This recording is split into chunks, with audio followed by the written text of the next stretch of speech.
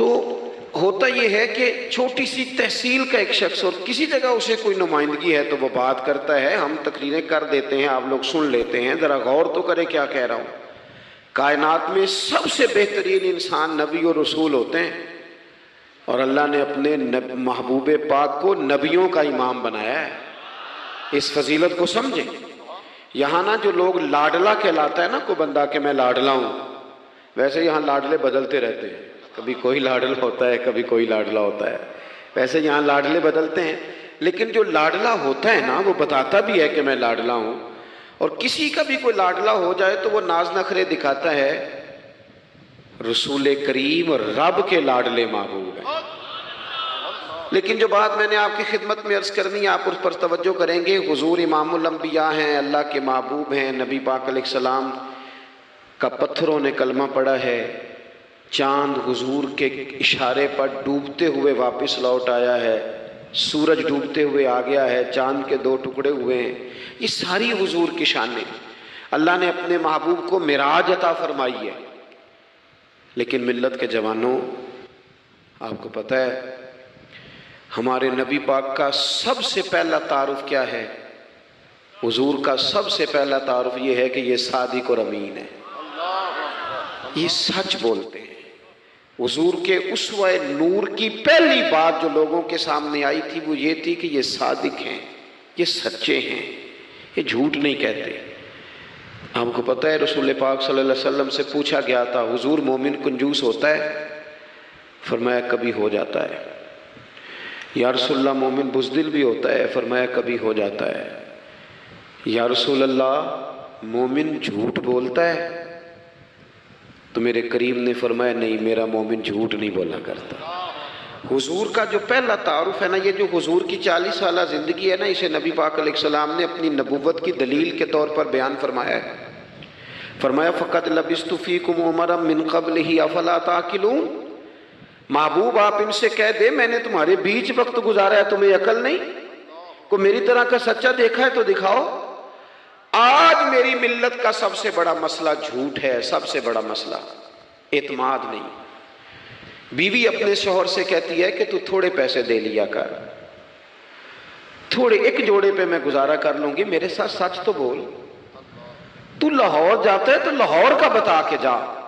ماں کہتی ہے پتر سے کہ پتر تھوڑی باتیں بتایا کر پر سچی بتایا کر۔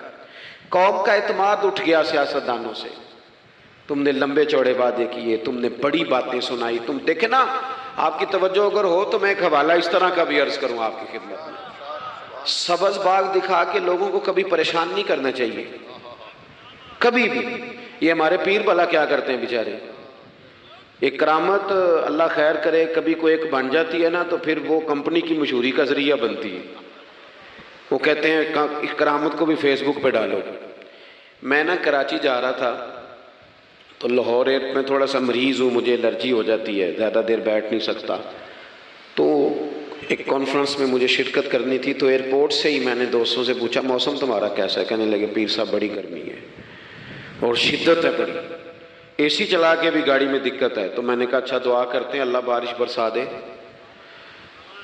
تو یہ دعا لاہور ہو رہی تھی، میں کراچی ایئرپورٹ پہ اترا تو بارش ہو رہی تھی۔ تو وہ جو مجھے لینے آئے تھے نا صاحب، وہ گاڑی میں ایک بندے کو کہہ رہے ہیں کہ وہ پیر صاحب نے لاہور آکھیا سی تو 1.5 گھنٹے جمی آ گیا ہے۔ وہ میں نے اسے کہا بس کر، اب آگے نہ بتا، ایسا نہ ہو کہ 2-4 لوگ آ جائیں کہ پیر صاحب جو کہتے ہیں وہ ہو جاتا ہے۔ جیڑے محرم راز حقیقت دے اور راز حقیقت کھول دے نہیں، جیڑے محرم راز حقیقت دے اور راز حقیقت کھول دے نہیں، اے جنہ ویکھیا نہیں او کرن گلاں، جنہ ویکھ لیا او تے بول دے ہی نہیں۔ اس لیے یہ اس طرح کرامتوں کو نا کمپنی کی مشہوری کا ذریعہ، ہمارے سیاستدان، ہمارے بڑے لیڈران وہ سبز باغ دکھا دیتے ہیں۔ آپ تھوڑی باتیں کریں، محدود کریں، مختصر کریں۔ دیکھیں اللہ کے محبوب علیہ السلام سے طائف والوں نے کہا تھا، جب حضور علیہ السلام نے دین کی تبلیغ کی تو سیرت میں یہ عنوان بھی ہمیں ملتا ہے، یا رسول اللہ صلی اللہ علیہ وسلم اگر آپ کو کل حکومت ملتی ہے تو ہمیں حصہ ملے گا؟ عرب کے لوگوں کا مزاج تھا نا، انہوں نے حضور سے کہا اگر کل کلاں حکومت ملتی ہے تو ہم شریک ہوں گے؟ تو حضور مسکرائے اور میرے نبی پاک کو حکومت ملنے کا پاک کتنا زیادہ تھا کہ مکے سے ہجرت کر رہے ہیں، مدینہ شریف ابھی پہنچے نہیں، رستے میں سراقہ بن مالک سے کہہ رہے ہیں کسرا کے کنگن آئیں گے، یعنی حضور بتا رہے ہیں کہ سپر پاور بھی ساری یہاں آ جائے گی۔ حضور تو خندق والے دن ایک ہتھوڑا مارتے تھے تو فرماتے تھے روم فتح ہو گیا، دوسرا مارتے تھے تو کہتے تھے ایران فتح ہو گیا۔ یہ بخاری میں چیزیں آپ کو ملیں گی۔ حضور کو کامل یقین تھا کہ اذا جاء نصر اللہ والفتح، کامل یقین تھا کہ ان فتحنا لک فتحا مبینا، یہ ہوگا سارا کچھ۔ لیکن انہوں نے جب کہا نا ہمیں حصہ ملے گا تو حضور مسکرائے، فرمایا تم کہتے ہو حکومت تمہیں ملے گی، فرمایا بھائی سنو، حکومت اسے ملتی ہے جسے اللہ عطا کرتا ہے۔ بات ختم کر دی۔ سچ بولیں زندگی میں، سچی بات کریں۔ اللہ کے رسول صلی اللہ علیہ وسلم نے ہمیں پہلا سبق سچ کا دیا، اسے سادی تقریر نہ سمجھنا، یہ عنوان دین ہے۔ اپنی زندگی سے جھوٹ کو نکال دیں۔ آپ جو تھوڑی باتیں کر لیں پر جو کہیں اس پر کھڑا ہونا سیکھیں، اپنی زندگی کے اندر استقامت کا نور لائیں۔ جوانوں، کبھی بھی جھوٹ کی بنیاد پر رشتے نہ قائم کرنا۔ آتے ہیں رشتہ دیکھنے والے تو کوئی باتیں سناتے ہیں، ہمارے گھر والے ہو بیٹا تو ولی ہوتا ہے، کیا بات ہے، اور پھر بعد میں یہ حالت ہوتی ہے کہ اماں کہتی ہے میں آپ بڑا سمجھانی ہے، انہوں میری بھی نہیں سنتا، تو وہ رشتہ دیکھتے وقت تو آپ نے کہا تھا کہ بہت بڑا درویش ہے۔ آپ اور بچی والے بھی کچھ ایسے کام کرتے ہیں، رشتہ کرانے والے سے کہتے ہیں ہم نے کار بھی دینی ہے۔ کیوں آپ نے لالچ پیدا کیا؟ کیوں پہلے آپ نے خرابیاں کی؟ اپنی زندگی میں سچ بولیں، سچی بات کریں، کبھی بھی کوئی ایسا کام نہ کریں جس سے کہ لوگوں کی طبیعت ایسی ہو کہ لوگ سمجھیں کہ یہ لوگ تو غلط بیانی کے عادی ہیں۔ دیکھیں بخاری میں موجود ہے، سیرت کی تمام کتابوں میں الفاظ کے اختلاف کے ساتھ یہ اپنی اصل کے ساتھ یہ چیز ہر جگہ موجود ہے۔ حضرت ابو سفیان رضی اللہ تعالیٰ عنہ بعد میں مسلمان ہوئے، فرماتے میں جب شاہ روم کو حضور کا خط گیا تھا نا ہرقل کو، حضور صلی اللہ علیہ وسلم نے اس سے کہا کہ کلمہ پڑھ لو، خطوط لکھے نبی کریم نے۔ اس نے کہا یہاں ڈھونڈو کوئی عرب کا سردار اگر آیا ہو تو میں ملنا چاہتا ہوں۔ ابو سفیان کہتے ہیں میں بغرض تجارت وہاں موجود تھا، مجھے لوگ پکڑ کے بادشاہ کے پاس لے گئے، میں کلمہ نہیں پڑھتا تھا۔ جب کوئی کسی کا مخالف ہوتا ہے تو اس نے کوئی کہانی بھی یاد کی ہوئی ہوتی ہے، ان لوگوں نے کہانی بھی یاد کی ہوئی تھی، معاذ اللہ جادوگر ہیں، شاعر ہیں، یہ کہانیاں بھی سناتے تھے۔ کہتے ہیں کہ مجھے وہ لے گئے، بادشاہ کے سامنے کھڑا کر دیا۔ اب بادشاہ نے سوالات پوچھے، میں کوئی حق میں نہیں تھا کہ میں حق میں باتیں کرتا، میں تو اس وقت تک کلمہ نہیں پڑھتا تھا اور جو کفار کہتے تھے وہ ساری باتیں میں نے کرنی تھی۔ کہتے ہیں بادشاہ نے اپنے دربار میں کھڑا کر کے سوال کیے، بڑے سوال پوچھے، بڑے میں نے جواب دیے، بڑے سوال پوچھے۔ یہ بھی پوچھا کہ ماننے والے ان کے غریب ہیں کہ امیر ہیں؟ میں نے کہا نہیں، ماڑے ماڑے بندے ہیں۔ میلاد کے جلوسوں میں بھی ماڑے ماڑے بندے ہی جاتے ہیں، ماڑے ماڑے ہیں، غریب لوگ ہیں۔ اس نے یہ بھی پوچھا کہ ماننے والے بڑھ رہے ہیں یا گھٹ رہے ہیں؟ میں نے سارے جواب دیے۔ او ملت کے جوانوں، خدا را میری بات سننا۔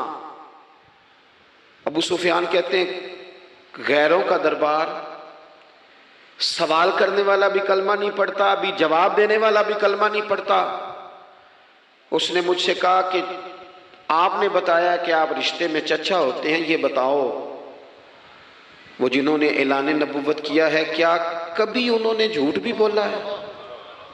آج لوگوں نے نام نہیں بدل دیا جھوٹ کا، کچھ نے بہانہ نام رکھ دیا جھوٹ کا، جو میں نے بہانہ کر دیا تھا۔ کچھ کہتے ہیں جی وہ تو میں نے تو بس ایسے ہی بات، وہ تو میں نے مذاق کیا تھا۔ جھوٹ کے نام نہیں بدل دیے لوگوں نے۔ ابو سفیان کہتے ہیں مجھ سے بادشاہ کھڑا کر کے پوچھنے لگا کیا کبھی انہوں نے جھوٹ بھی بولا ہے؟ ابو سفیان کہتے ہیں کہ لمحے کے لیے میرے دل میں آیا کہہ دوں کہ بولا ہے۔ پھر میں نے کہا ایک تو یہ عرب کی وفاداری کے خلاف ہے، اور دوسرا میں کہوں گا وہ جادوگر ہیں تو شاید کو ایک سیکنڈ کے لیے توجہ کرے، میں کہوں گا وہ شاعر ہیں شاید کو توجہ کرے، اور مدینے والے نے جھوٹ بولا یہ تو مانے گا ہی کوئی نہیں۔ سنو سنو، جن چیزوں کو معمولی سمجھ کے ہم نے رائج کیا وہ ہمارا وقار لے گئی۔ دنیا ہم پر اعتماد نہیں کرتی۔ ہم اس ملک میں بستے ہیں جہاں زلزلہ بھی آئے تو غیر ملکی امداد کرنا چاہیں تو وہ کہتے ہیں حکومتوں کے ہاتھ میں نہیں دیں گے، خود جائیں گے۔ ہمارا یہ حال ہو گیا ہے کہ قوم پر اعتماد اٹھ گیا دنیا کا. ہمیں پلٹنا ہے, ہم نے دیکھنا ہے ہمارا رویہ کیا ہے, ہمارا انداز کیا. تھوڑی کر لیں باتیں, کوئی ضروری ہے صبح شام بولنا؟ تھوڑے کر لیں باتیں, تھوڑے دعوے کر لیں, کوئی ضروری ہے؟ سنو میرے عزیز, ابو سفیان کہتے ہیں کہ اس نے کہا کبھی جھوٹ بھی بولا ہے؟ میں سوچ میں پڑ گیا. بادشاہ نے پھر دوہرا کے کہا, سردار چپ کر گئے ہو, میرے آخری سوال کا جواب دو, کیا کبھی اس کریم نے جھوٹ بولا ہے؟ ابو سفیان کہتے ہیں میرے ہاتھ میں چھڑی تھی, میں نے وہ زمین پر رکھی اور میں کھڑا ہو گیا. میں نے کہا سردار سن, وہ میرے رشتے میں بھتیجے ہیں, میری بڑی مخالفت ہے, میں نے ان کے خلاف جنگیں لڑی ہیں, کبھی وہ غالب آئے کبھی میں غالب آیا, آج تک میں لڑ رہا ہوں. لیکن میں ایک بات تمہیں ذمہ داری سے کہتا ہوں, میں غیر نہیں ہوں, وہ میرے بھتیجے ہیں. میں نے ان کو ماں کی گود میں بھی دیکھا ہے, دادا کے کندھوں پہ بھی دیکھا ہے, چچا کے گھر میں بھی دیکھا ہے, ختیجہ کا دولہا بنے بھی دیکھا ہے, زینب سے لے کر فاطمہ تک بیٹیوں کو گود میں کھیلتے بھی دیکھا ہے, میں نے انہیں بدر اور احد میں آتے بھی دیکھا ہے. میرے سامنے پیدا ہوئے اور میرے سامنے ان کے بالوں میں سفیدی آئی. مخالفت اپنی جگہ پر میں تمہیں یہ بات ذمہ داری سے بتاتا ہوں, اس محبوب کی زبان سے جو بھی نکلتا ہے حق اور سچ ہی نکلا کرتا ہے. وہ اسیر دشمن کی چاہ میں بھی, مخالفوں کی نگاہ میں بھی وہ امی ہے, صادق ہے, معتبر ہے. میرا پیغمبر عظیم تر ہے, میرا پیغمبر عظیم تر ہے, میرا پیغمبر عظیم تر ہے. ابو سفیان کہتے ہیں میں یہ لفظ کہے تو کتنے ہی لوگ دربار میں رو پڑے, ایک سناٹا چھا گیا, کوئی صحابی نہیں وہاں, کوئی نعرہ لگانے والا نہیں, کوئی اپنا نہیں, لوگ رو پڑے. کہتے ہیں بادشاہ نے چادر اٹھائی کندھے پہ رکھی, کچھ دیر سوچتا رہا, پھر وہ چل دیا. میں نے پیچھے سے آواز دی, میں نے کہا تو نے اتنے سوال پوچھے, میں نے اتنے جواب دیے, کوئی رزلٹ بھی تو بتانا کیا نکلا, نتیجہ کیا ہے؟ تو بادشاہ نے پلٹ کے میری طرف دیکھا, کہنے لگا سردار نتیجہ تو نکل آیا نا یار, جس بندے بندوں سے جھوٹ نہیں بولا وہ یہ جھوٹ کیوں بولے گا کہ میں اللہ کا رسول بن کے آیا. اس نے او میرے بھائی اپنی زندگی میں سچ لاؤ. خدا را ہمارے گھروں سے لے کر حکومت کے ایوانوں تک ضرورت سچ کی ہے, ضرورت سچ کی ہے. دوسری بات, اپنی زندگی میں دیانتدار ہو جائیں, چھوڑ دے سامنے والا کیا کر رہا ہے. میں اپنے اس ممبر سے دیانتدار ہوں کہ نہیں, یہ میں نے اللہ کو جواب دینا ہے. میں نے جتنی عزت سمیٹی ہے دین کے نام پہ سمیٹی ہے, میں نے اللہ کو جواب دینا ہے. ہم سارا دھیان دوسروں کا رکھنے لگ گئے.